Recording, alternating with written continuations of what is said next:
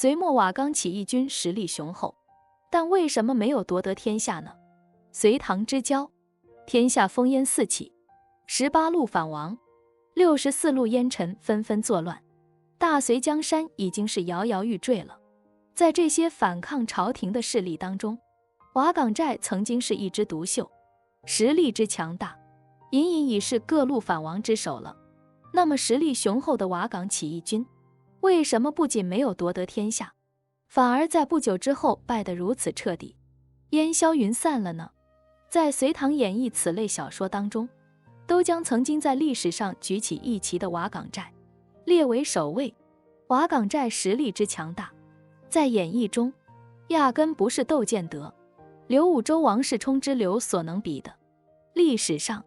瓦岗寨起义是由2个人领导的，分别是翟让和李密。李密出身高位，在跟随杨玄感叛乱失败之后，投靠了瓦岗军。李密他有能力有思想，善于组织和动员，在他的建议和直接指挥之下，瓦岗军迅速成长。李密亲自指挥了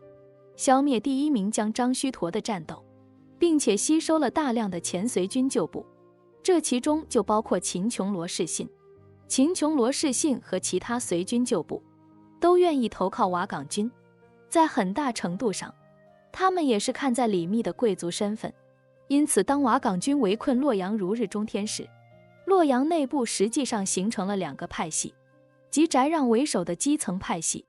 和李密为首的旧官僚派系。这2个派系有一个共同的目标，那就是推翻隋朝。一开始是处于和平状态的，但是随着李密火并翟让的爆发，2派之间的矛盾迅速加剧。就在那时，宇文化及率领萧国军队抵抗北方病危，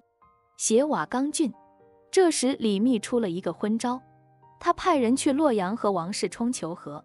表示愿意臣服于隋朝。当时的王世充还没有废除傀儡皇帝杨栋，仍然使用了大隋的国号。李密的举动是愚弄王世充军队的一种策略，他也在试图避免腐败受敌，但实际上正是这种无意识的举动，导致了瓦岗军的抽薪已烂。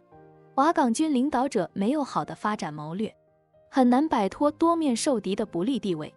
况且洛阳强后城坚，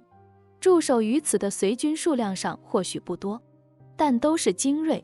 以至于瓦岗军不能尽快地攻破洛阳城，长期围困于此，势必会丧失发展机会，在攻城战斗当中也会造成兵员的损伤。最后也是最重要的原因，就是翟让诚心以待李密，换来的却是对方独揽大权的野心，遭到了杀身之祸。翟让被杀之后，当初与他一起打天下的瓦岗军旧部都心生不满，李密没有能够及时的安抚团结军心。当王世充率大军进攻之时，曾经是翟让心腹的单雄信视敌不见，故意放水，其他各部也不能进行有效的配合，造成了罗氏、信程咬金等部将溃败而归。瓦岗寨的领导是一群打草劫舍的草莽英雄，他们没有夺取天下的组织纲领，况且隋朝末年人才济济，多少英雄豪杰都在逐鹿天下，只有雄才大略的人才能笑到最后。瓦岗军没有夺得天下，那是大浪淘沙，失败是注定的。说白了，他们也就是一群实力强大的草寇，乌合之众而已。再者，李密也没有有效地调整内部关系，造成了瓦岗军内部的分崩离析，逐渐走向消亡。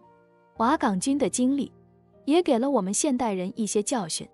一个发展势头良好的大公司，如果内部运行出现问题，到了无法解决的那一天，终将会注定一所大厦会在顷刻之间倒塌。欢迎关注我的频道，这样就不会错过更多精彩内容。